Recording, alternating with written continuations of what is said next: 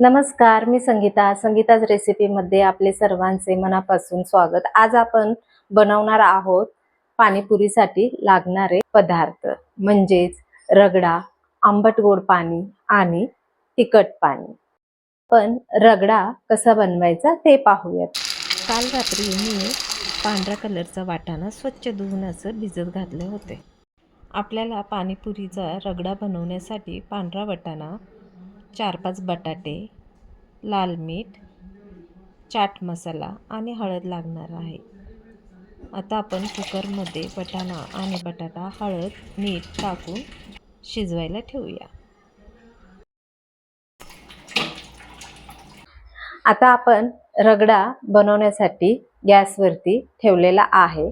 3 शिट्ट्या झाल्यानंतर आपण ते बंद करून घेऊया। तोपर्यंत आपण आंबट गोड पाणी कसं बनवायचं ते पाहूया। चला। आंबट गोड पाणी बनवण्यासाठी चिंच, गूळ, चिंच जेवढे घेतो त्याच्या डबल गूळ घ्यायचा आहे। तसेच खजूर, चवीनुसार जिरे पावडर, चवीनुसार मीठ, चवीनुसार चाट मसाला आणि चवीनुसार लाल तिखट। चिंच व्यवस्थित साफ करून घ्यायचा आहे, त्यामधले बिया वगैरे काढून घ्यायच्या आहेत। तसेच टरफलं, आता चिंचमध्ये पाणी टाकून व्यवस्थित धुवून घ्यायचं आहे। त्यामध्ये जी काही घाण असेल म्हणजे टरफलं वगैरे ती काढून घेऊन साफ करायचे।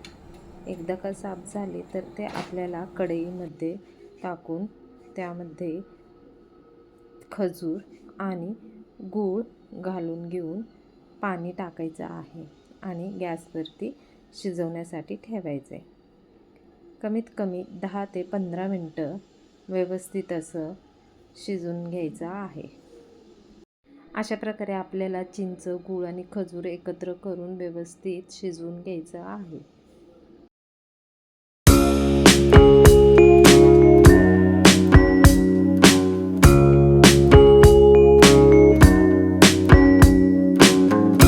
आता आपलं रगडा आणि आंबट गोड पाणी तयार होत आहे। आता आपण तिखट पाणी करायला सुरुवात करूया। त्यासाठी काय लागणार आहे ते आपण पाहूयाच। 1 वाटी कोथिंबीर, अर्धी वाटी पुदिना, 3-4 लसणाच्या पाकळ्या, अर्धा इंच आलं, 4-5 हिरव्या मिरच्या, चवीनुसार मीठ आणि जिरा पावडर।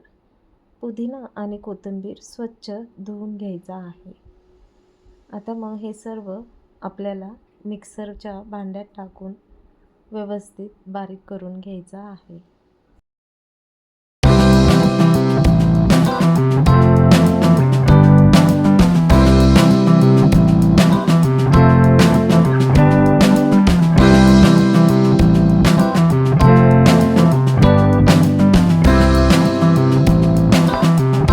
एक भांडं घेऊन त्यामध्ये थंड फ्रीजमधलं पाणी टाकूया आणि यामध्ये आपण वाटलेलं कोथिंबीर पुदिनाचे वाटण टाकूयात आणि व्यवस्थित असं मिक्स करूयात। त्यानंतर आपण टेस्ट करूयात की मीठ झाले का नाही। जर मीठ कमी असेल तर मीठ टाकूयात। यामध्ये मीठ कमी होतं म्हणून मी ह्यात मीठ टाकलेलं आहे। आता खारे बुंदी टाकूयात। अशा प्रकारे आपलं तिखट पाणी तयार झालेलं आहे।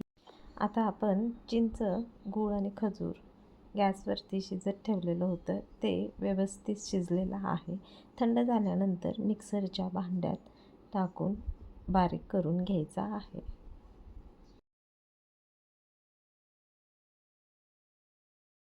अशा प्रकारे आपल्याला आंबट गोड पाण्याचं मिश्रण व्यवस्थित बारीक करून घ्यायचं आहे। त्यामध्ये थोडंसं पाणी टाकून गाळणीच्या सहाय्याने व्यवस्थित गाळून घेऊयात।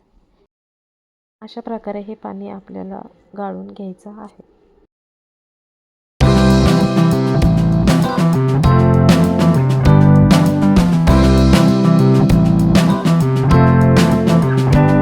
पाण्याचं मिश्रण व्यवस्थित गाळून झालेलं आहे। त्यामध्ये आता चवीनुसार मीठ, चवीनुसार जिरा पावडर, चवीनुसार चाट मसाला आणि चवीनुसार तिखट टाकल्यामुळे थोडीशी टेस्ट आंबट गोड तिखट होते, त्यामुळे ह्यामध्ये मी थोडंसं तिखट टाकलेलं आहे.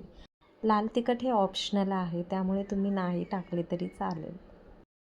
हे सर्व मसाले मिक्स झाल्यानंतर आपल्याला एक 5 ते 10 मिनटं पुन्हा एकदा गॅसवरती शिजवण्यासाठी ठेवायचा आहे. शिजल्यानंतर कलर किती छान दिसत आहे. पाणीपुरीसाठी लागणारा रगडा देखील तयार झालेला आहे. कुकर गार झाल्यानंतर स्मॅशरच्या साहाय्याने व्यवस्थित स्मॅश करून घ्यायचा आहे.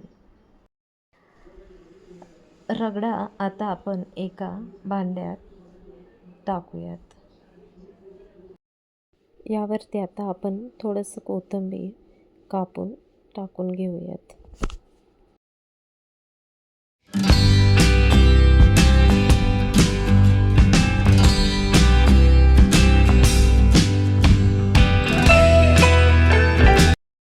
अशा प्रकारे आपण पाणीपुरीचे सर्व पदार्थ बनवलेले आहेत. चला तर मग पाहूयात काय काय आपण बनवलेले आहेत.